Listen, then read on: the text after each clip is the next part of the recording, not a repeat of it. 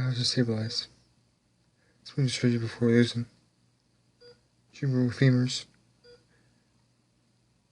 One broken. Ribs. One fractured.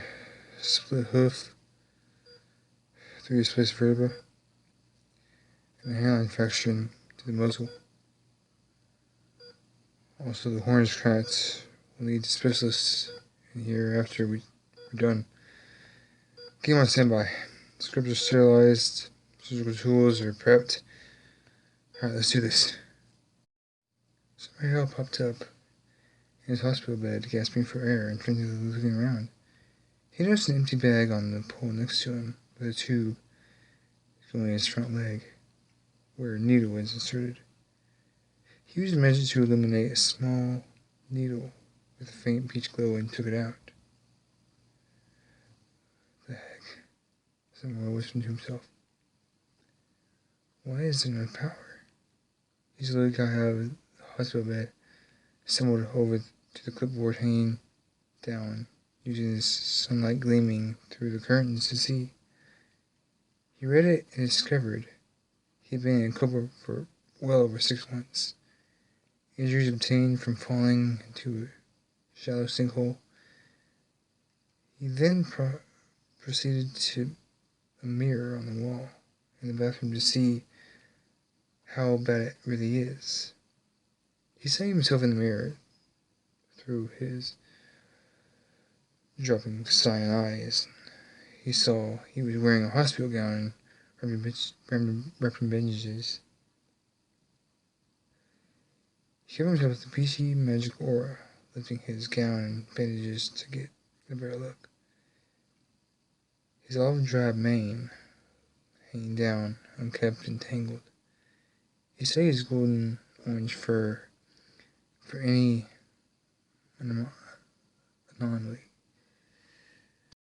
anomalies.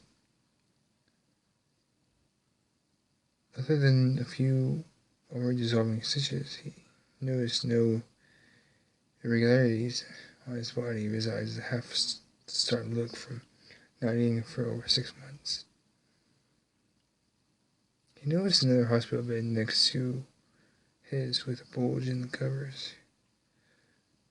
He quickly feared the worst, considering there was no power as far as he could tell. Hello? Summerhill tried, calling loudly, but his voice too coarse and dry to speak up. He walked into the bed, yanking off the covers. He allowed a sigh of relief, saying the bulge was merely various types of medical supplies covered by a blanket. Well, I better head out of here. He opened his hospital door, shocked.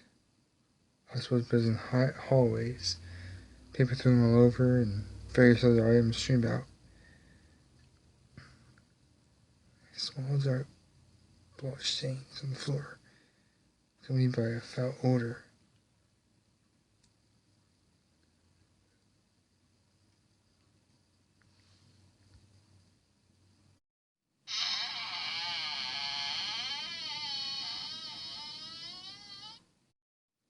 The noise echoed through the hallways, and Summerhill stood there, nauseated.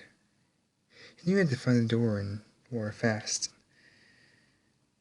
He trotted over to the Fifth Ward's reception desk and looked around.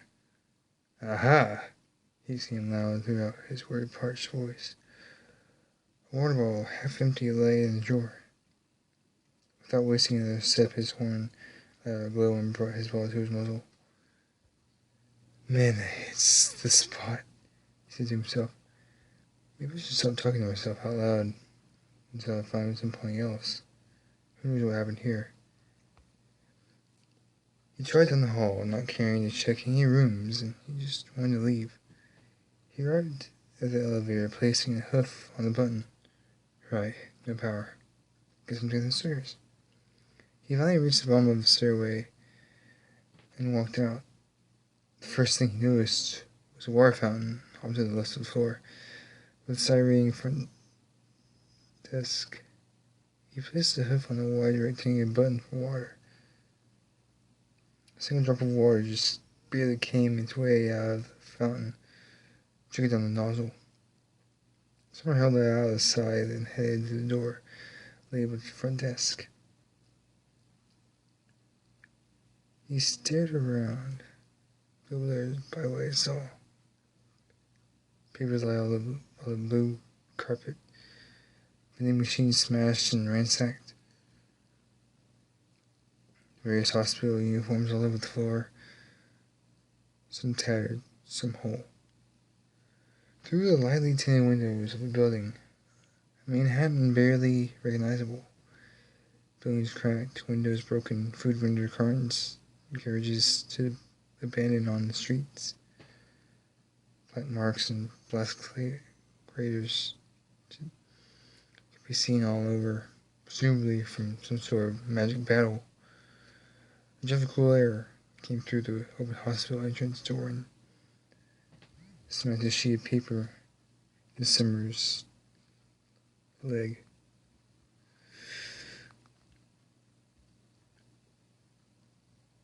He snapped out of his trance and a single tear trickled down his cheek.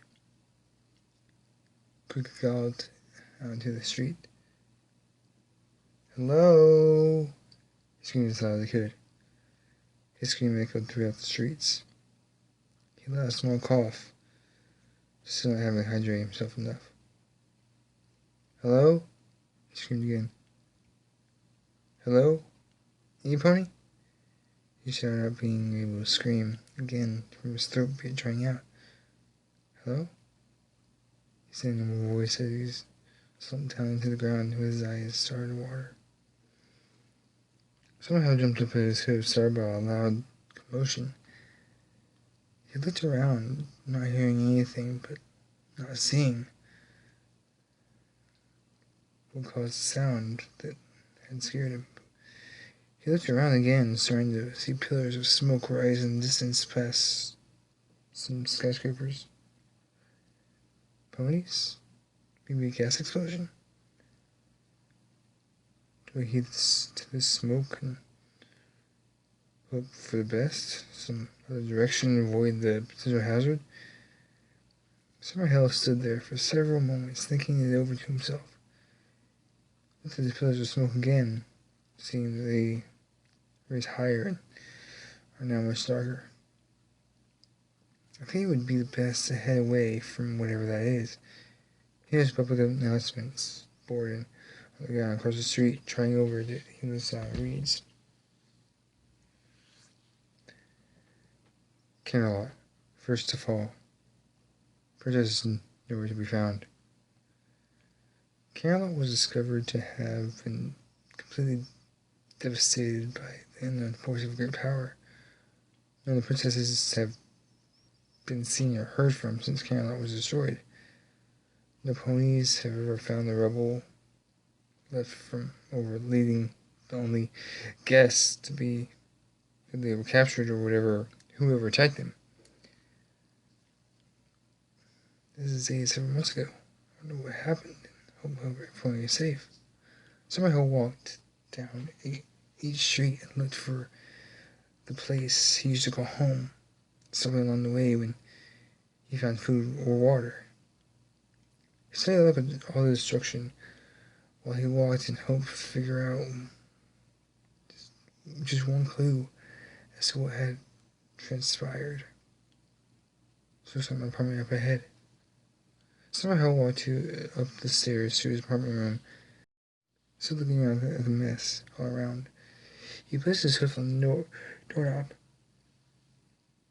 tried to open it, but without success.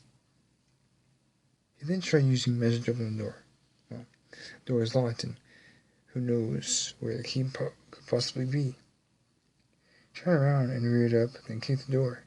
He slowly made his way into the apartment room. I should see if there's any canned goods left. Supposing this place wasn't ransacked. Alright, the door. Summerhill closed the door and jammed a stool underneath the doorknob. Okay, not for food. He Looking in the cabinets and searched for food. Oh, potato chips and canned pasta. Not bad for a first meal in over 6 months. Somehow noticed a stack of papers shuffled on the end room. Newspapers. Let's see what we got. The champion races. Last week's magic tournament for gifted unicorns yielded an unexpected winner.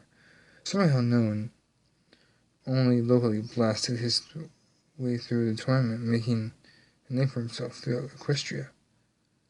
What makes this win incredible is that he outclassed Starlight Glimmer in the final round. Princess Starlight Sparkle's very own pupil defeated. No doubt, this will put pressure on the princess to Summer Hell, the Unicorn Disgrace. Previous winner of the Magic Tournament for Gifted Unicorns opened an academy for young Gifted Unicorns 2 months ago. However, it was soon discovered that Summer Hell has practiced taboo magic and forbidden arts. All students attending the school had no choice but to participate or be expelled. Upon this discovery, the academy was shut down on order of the Royal Camelot Court. What? Summer Hell said he stood there both shocked and confused. Princess Luna thwarts evil. Princess of the Night saved Equestria from potential danger. Summer Hell had begun conjuring timber wolves in the streets of Manhattan in the dead of night. However, Princess Luna fulfills her duties in keeping them safe during the night. She was often seen by multiple eyewitnesses trying to resolve issues through diplomacy. However, it quickly turned into a firefight as bolts of magic were hurled back and forth with destructive impacts. The battle was quickly ended when the princess blasted the very ground beneath the aggressive unicorn, causing it to open and swallow him. He is now in the hospital and will undergo trial once he regains consciousness. I did this? Stood there staring blankly in the newspapers. I don't see what's so bad about doing magic other people were afraid of, or ponies for that matter. It's not like I was hurting a pony, I think. Somebody else stood there looking at the papers and shuffled through to find more information. It doesn't say anything about where Manhattan is wreck on the plane, where everybody went. Somehow continued reading the next article. Equestrian disarray. Several areas throughout Equestria have been experiencing strange and anomalous events. The River Forest has been snatched up by any pony within 2 meters of it. Appaloosa had been hit by a massive drought, being ravaged by severe monster dust storms at the same time, and Camelot had been experiencing minor seismic activity through no damages have been reported yet. It's been concluded that Summer Hill could not be responsible for these, as he has been in coma for the last weeks. Doctors declared the comatose state within 48 hours of the unicorn having not regained consciousness, but they say that it serves them right for the way they treated me. Who really even knows what happened to me? This could just be fake news paid for the government. Camelot, first of all, Princess is nowhere to be found.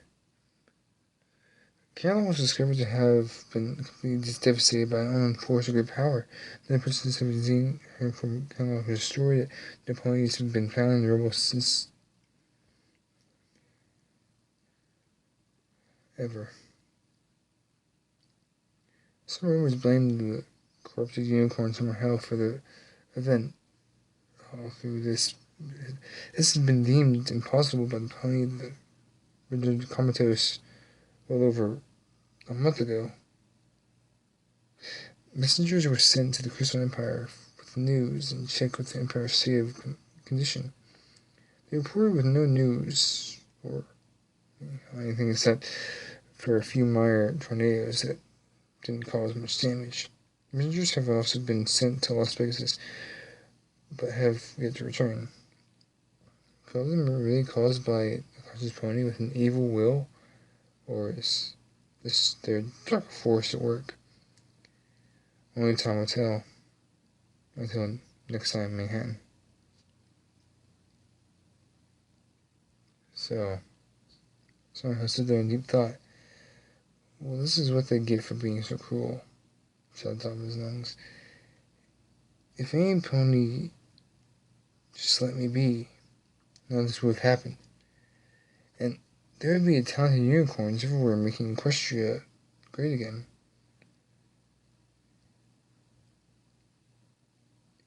A smile began forming on the corner of his muzzle.